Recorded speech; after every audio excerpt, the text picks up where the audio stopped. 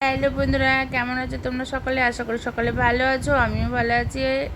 আর আজকে দেখো মাকে নিয়ে চলে যাচ্ছি বহরমপুরে যাচ্ছি, কারণ মা একটু বদ্দির বাড়িতে যাবে বেড়াতে, তাই বললো। তাই আমরা বদ্দির বাড়িতে দিতে যাচ্ছি, আমি আর মেজদি মিলে দিয়ে আসি। আর আমাদের মানে মেজদিরও ছুটি মানে বন্ধ আছে, মেজদির হোটেলটা, ওর জন্য আরও মানে যাচ্ছি মাকে দিয়ে আসতে। আর এখানে দেখো আমি বসে আছি,